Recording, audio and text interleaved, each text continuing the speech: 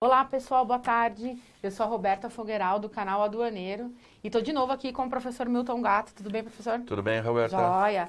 E a gente começou a receber bastante pergunta, né, a respeito das alterações da TEC, né, na nomenclatura comum do Mercosul, na NCM. A gente estava até conversando um pouco antes aqui de iniciar a live, da questão de você já estar fazendo isso para alguns clientes, essa revisão, Sim, né? já estamos procedendo com auditoria, né, de banco de dados, até para adequar, né, Sim. as NCMs, as classificações fiscais que as empresas estavam usando, com essa já nova alteração que ocorreu. Joia. E aqui que a gente fez? A gente separou 11 perguntas bem comuns a respeito dessas alterações promovidas, né, na NCM.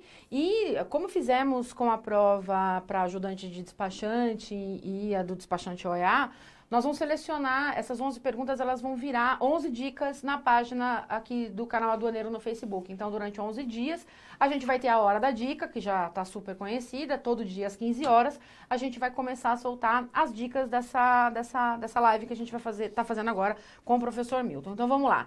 Quando que ocorre a mudança da NCM? Quando que essas mudanças acontecem? Ocorreu, Roberta, ocorreu no dia 1º de janeiro de 2017, né? Houve aí a promulgação da 6ª emenda do Sistema Harmonizado e já entrou em vigor já praticamente no dia 2, né? Dia 1 feriado, dia 2 todo mundo já foi para a empresa já com essas novas alterações. Certo. E qual que é o impacto disso para o Brasil? Olha, o impacto está em todas as operações comerciais que a empresa realiza. Operação de importação, operação de exportação e operação de mercado local. Né? Certo. Todas essas operações que utilizam como base a classificação fiscal. Então, o registro de uma LI ou DI na importação, o registro de uma RE na exportação e emissão de nota fiscal no mercado local. Tá? Uma loucura, né? Uma loucura. De E mudança. vale lembrar, né? Tem muita gente que não entende, mas a regra é a mesma. Importação, exportação e mercado local. Certo. Classificação fiscal é a mesma, tá? A mesma, né? Quais foram essas mudanças? Olha, a gente não vai falar especificamente quais foram as mudanças, porque é muita coisa, tá? Mas é um conjunto aí de cerca de 400 e poucos conjuntos. Meu Deus. Onde houve alteração, tá? Em 14 sessões. Então, veja, a NCM ela é dividida em 21 sessões. 14 foram alteradas. É bastante coisa, É bastante coisa, tá? A gente tem até aqui na nossa colinha, né, pessoal, que foram 442 alterações. É alteração para burro. Inclusive em alguns capítulos em específico, como produtos químicos, máquinas, madeira, até o setor de pescado, inclusive, né, sofreram alterações. Isso faz com que a empresa tenha que ter uma agilidade em fazer a adaptação o quanto antes para não ter problemas de fiscalização. De fiscalização, né? E também naquelas operações recorrentes, né? Importação, exportação e o mercado local.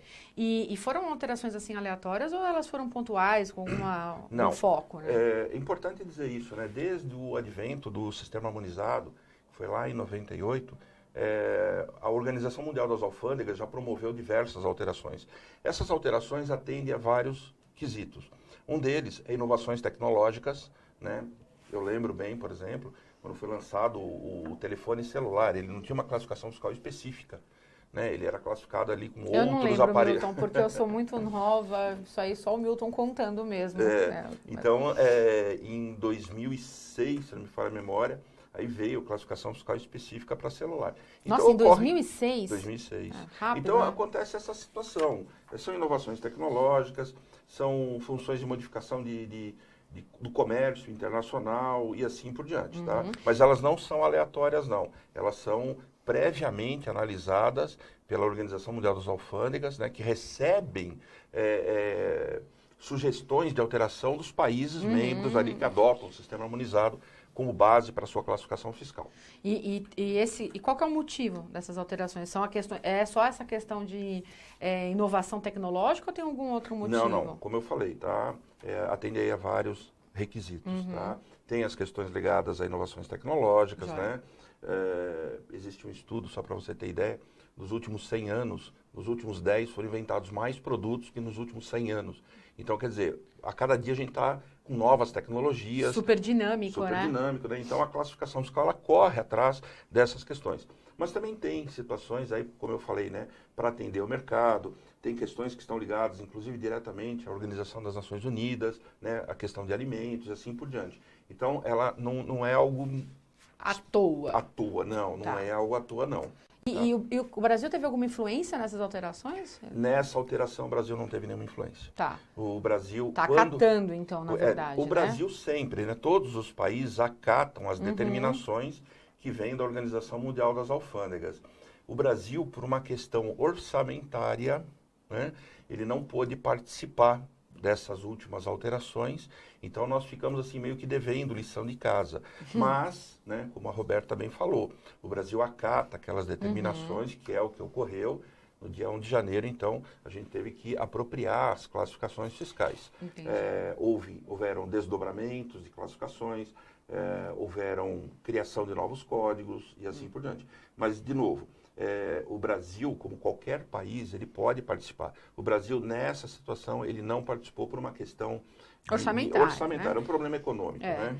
E quais seriam as preocupações que as empresas têm que ter em relação a essas mudanças de NCM? Então, como a gente já estava falando, né, Roberta, a empresa, ela depende dessas informações para a condução das suas atividades diárias, né? Se nós temos o sistema harmonizado, que equivale aos 6 primeiros dígitos da NCM, tá?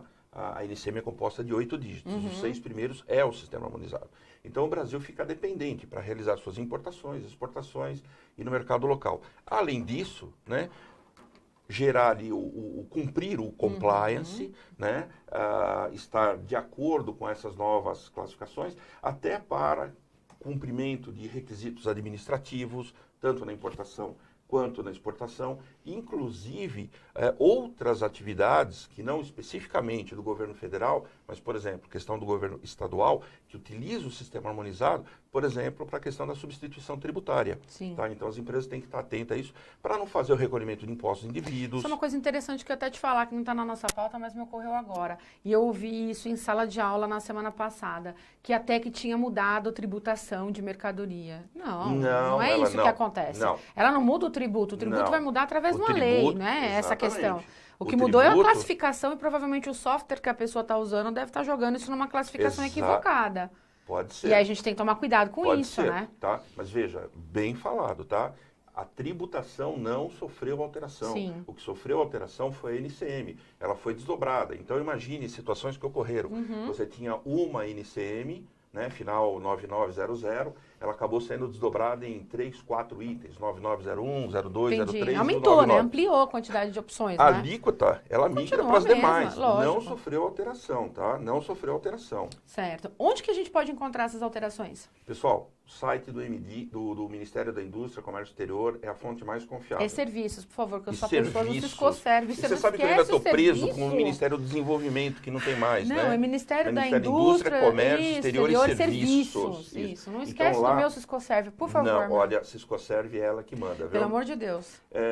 No Ministério da Indústria, Comércio Exterior e Serviços, tá? Vocês têm lá, inclusive, as tabelas de correlação. Eu sugiro darem uma olhada ali. Eu sempre falo para o aluno, para o cliente de consultoria, de auditoria, que página do MDIC, né, do antigo MDIC, que continua o mesmo endereço, inclusive, tem que estar salvo lá na aba dos favoritos. Área de trabalho. A área de trabalho é tua. Essa é a melhor fonte de pesquisa.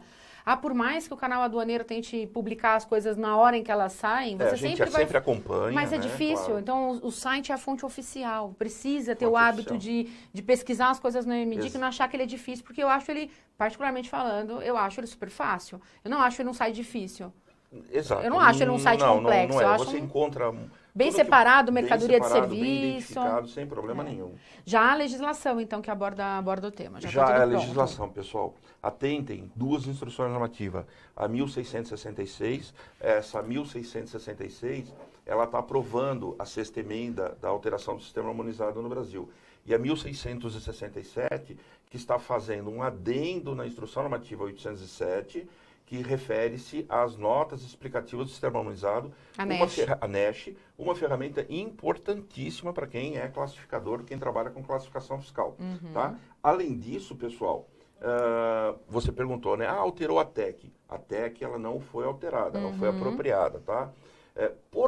Então, a 1666 e a 1667, por parte da Receita Federal.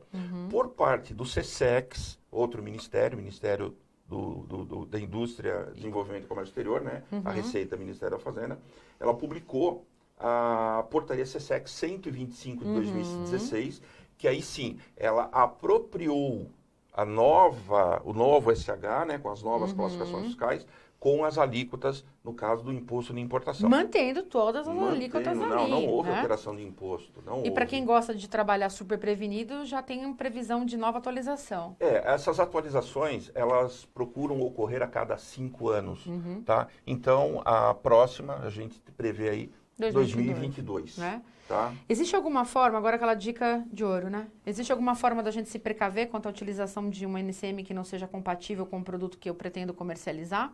Existe sim, pessoal, tá? Por melhor classificador que a gente seja, né, conhecer do produto, sempre existe a oportunidade de recorrer à própria Receita Federal, que, lembrando, é o único órgão no Brasil capaz de falar alguma coisa sobre classificação fiscal. Dirime dúvida sobre interpretação de legislação é com ela. Somente a Receita Federal. Inclusive, né, junto à Receita Federal, existem instrumentos específicos para que o contribuinte possa fazer uma consulta prévia. Essa é uma das melhores formas. Aqui, pessoal, também, né, eu acho que não é necessário, mas é bom lembrar, não adianta você ir lá na Receita Federal e levar todo o seu banco de dados, né? Isso é para aquelas situações bem mais críticas, né? Em que envolve um projeto específico, alguma coisa do tipo. Mas existe sim essa possibilidade, contando também, né, com conhecimento do classificador, em saber o que é uma TEC, o que é a NESH, quais são as regras gerais de interpretação e assim por diante. E vou te falar mais, saber disso é uma chave também para fazer classificação fiscal de serviço. Pessoal, quem faz classificação fiscal de mercadorias não vai ter muita dificuldade para fazer classificação fiscal de serviços. Que é o Siscoserv, que é o Siscoserv, né? Você tem a NCM, a nomenclatura comum do Mercosul, em relação a mercadorias. Isso. E você tem a NBS, nomenclatura brasileira de serviços. E você tem NEBS aqui no serviço e você tem a NESH na mercadoria. Mas elas seguem a mesma linha. Tanto que as regras gerais de interpretação, elas seguem, né? A posição mais específica prevalece sobre a mais genérica. O item desdobra com subitem, posição com subposição. Tá. Quem classifica a mercadoria... Classifica qualquer coisa. Vai conseguir fazer a classificação fiscal de serviços. E aí, vou dar três dicas, na verdade, que a gente levantou aqui para vocês. Primeiro, é uma videoaula gratuita que está na nossa plataforma de cursos gravados, né, a plataforma de ensino à distância do canal Aduaneiro, que é Conceitos Básicos de Comércio Exterior, é uma aula com o Milton, são dicas, né, então assim, é gratuito, entra lá, assiste, conhecimento nunca é demais. E o curso gravado de nomenclatura e classificação fiscal de mercadorias e de serviços, os dois custam R$150. Então, assim, eu acho que é impossível você ficar com dúvida e com o material disponível no MDIC, as 11 dicas que a gente vai publicar, a aula gratuita dos conceitos básicos de comércio exterior lá da nossa plataforma de EAD Box, né, no EAD, e os dois cursos de classificação fiscal de mercadorias e de serviços por R$150. É impossível falar nisso. Eu só queria que você lembrasse pra gente qual é a multa por erro de classificação. A multa está lá na medida provisória, né, 215035. Ela fala que a multa é de 1% sobre o valor aduaneiro da Independente mercadoria. de diferença de alíquota. Não, a alíquota é outra coisa. História. Errou o código. Exatamente, errou o código. Ou a descrição da mercadoria. Pessoal, é muito importante, você comentou, isso aqui eu gostaria de comentar. É muito sobre aquele trabalho de auditoria que eu estou fazendo, tá? Quando você vai fazer principalmente um processo de importação, você não pode mais dizer, lá de NADI, parafuso, válvula. Você tem que dizer parafuso de qual material e as suas características, a válvula, assim por diante. Porque a multa envolve também o descritivo. Sim. Não é só o código, é também o descritivo. Então atentem para isso. E, de novo, em relação aos cursos, né, Roberta? O curso é gravado e aquele que adquiriu o curso, ele tem um prazo, né? Para assistir essas aulas. Um prazo para assistir, para tirar as dúvidas, né? Não tem motivo, né? E por esse preço... E vou te falar mais, a multa do Siscoserv ainda é pior, porque erro de classificação no Siscoserv dá 3% de multa. Olha aí, pessoal. Né? E aí as pessoas querem continuar escrevendo invoice com serviços, né? E beleza, então, acha que vai achar alguma coisa, serviço. Serviço tem tudo ali. E né? o curso, no caso da NBS, é com a Roberta. Sim, sim. Pessoal, eu espero que tenha sido útil essa live para vocês. Peço para vocês ficarem super atentos à página do canal. A gente vai manter a tradição de todo dia, às 15 horas, a hora da dica. E essas 11 dicas que nós demos aqui, elas vão ser transformadas num meme bem bonitinho lá, né? Isso. Bem intuitivo para o pessoal, um e-book que a gente vai mandar para quem se interessar e entrar em contato aqui com a gente. E esses 2 cursos que eu comentei com vocês, eles estão lá na plataforma do Canal Aduaneiro. O site é www.canaladuaneiro.com.br. Se você quiser entrar em contato com o professor Milton Gatto para tirar alguma dúvida, não tem problema nenhum. É só mandar um e-mail para milton@canaladuaneiro.com.br. De novo, eu agradeço a vocês pela audiência, pela presença. Espero que a live tenha sido bacana. Vou dar uma olhada nos comentários, vou dar uma olhada nas curtidas e quem sabe a gente não consegue dar uma bolsa aí para um pessoal, né? Olha aí, pessoal, aproveitem. Tá? Obrigada, Milton, de Obrigado, novo. Roberta. E, pessoal, semana que vem acho que a gente já tem uma outra live agendada aí, mas nos próximos dias a gente já solta novidades, tá bom? Obrigada, boa tarde e bom trabalho para vocês todos. Obrigado, Até mais. pessoal. Um abraço.